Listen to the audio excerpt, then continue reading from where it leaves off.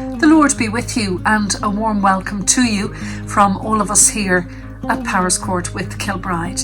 Well, as can happen on occasion, the rain has driven me inward today, but I'm delighted to be here nonetheless with you in this little square and to stay with you for the next 10 or 15 minutes as we come together in the name of God. So, at the beginning of our time together, as always, we just pause for a moment in prayer.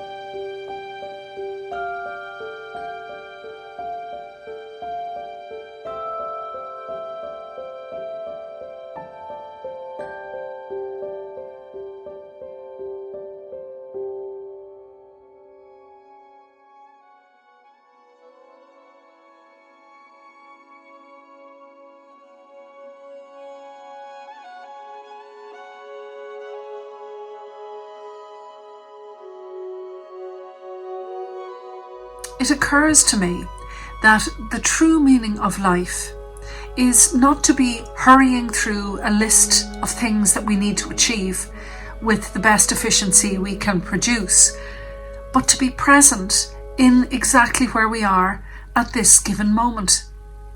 It's the rushing through, the planning, the looking behind or in front that loses us this present moment, and this is no groundbreaking theology or knowledge at all. It's what we have been saying, and many others like us, for a long time now. But today I wanted to focus on the sitting still with God at the beginning of this new year, to set our compass, if you like, in the direction of God, the Creator. And it occurs to me also that to be able to sit in the circumstances you're in at any given moment is possibly one of the greatest prayers that we can offer God in thanksgiving for our created form, for our experience in this world, that we don't miss what God might be showing us in any circumstance. It's this sitting still, this acknowledgement of the present moment, and this finding the words to describe it that has inspired many writers in the past. And one of these prolific and creative, beautiful writers we came across last week in the Journey of the Magi that we read out online and within our churches as well. And people were so greatly moved by this writer's ability to describe the messages that underlie the Journey of the Magi, that one of our congregation did a deep dive to see could they find who had written that piece. And it seems to be attributed to a woman by the name of Margaret Renkel. Now, I suppose selfishly I had thought to myself, gosh, if this lady is writing about scriptures so beautifully, there might be more that we can glean from her. But I was disappointed in one way to find that there didn't seem to be very many other theological writings by her. But she did write this rather remarkable book called The Comfort of Crows. It's the most extraordinary name. It is filled with beautiful imagery, as I show you here. And basically the story was, I came across it, I downloaded a Kindle sample of it, and in the wee small hours of the morning when I couldn't sleep, I read a couple of those chapters that were given, and I loved it so much that I decided to order a hard copy. And basically what Margaret has done is she has written down her observations from her own backyard, as she says, and she has written one chapter for every week in winter, every week in spring, summer and autumn. And she just follows what her eye notices. And she has that beautiful gift, God-given gift, I would say, for taking what she notices and putting them down in words. If one of the greatest prayers we can offer to God is sitting still in the present moment and truly being present in it, perhaps then at the beginning of this new year, you might consider journaling. If you're given to writing at all, to be able to discipline yourself, and it's hard for me, but to be able to discipline yourself to journal is a marvellous thing. I'll show you the journal that I have here. And this was started, this will give you an idea now, in 2021, would you believe that? And it's still the same book, but you will notice if you were to ever look through it, that in the past year the pages have been filling up. I have finally got myself into a situation where I am longing to journal. And some days it's just things like what happened during the day. Other days it's more creative writing. But everything is inspiring me to write, and the writing is inspiring me to notice. And that's the main point I wanted to make for us today. A living prayer is the noticing of God's hand in everything.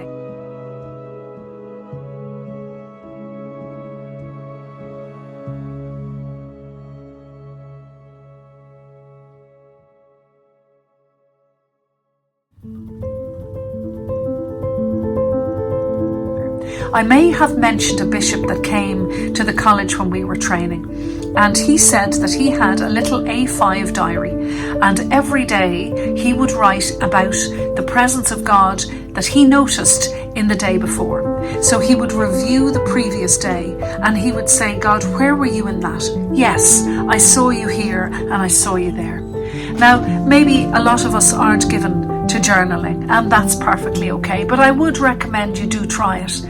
And take all the pressure off yourself to be Shakespeare or anybody else that's prolifically brilliant at writing. And just say, this is me allowing the flow of the Holy Spirit to come through me, through my eyes, through what I'm observing, and to record it on paper. And if you never look at it again, that's perfectly okay. It has given you the opportunity to focus. And that is actually a form of self-care as well. Today I'm going to share with you a little introductory piece written by Margaret Renkel in her book as an example of her beautiful style, as an example of what we can see if we truly look.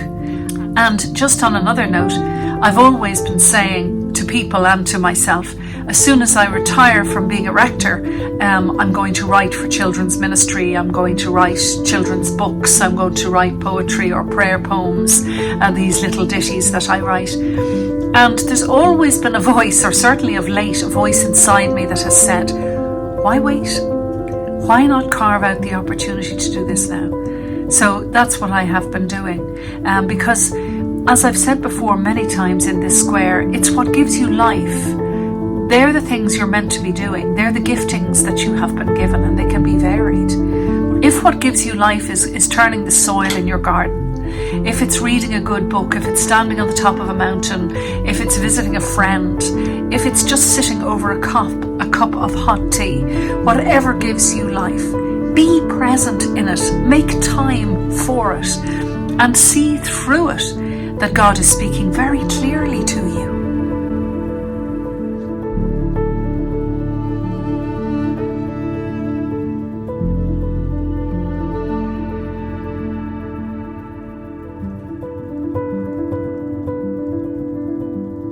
It looks like a mistake, like something left behind as fall moved into winter.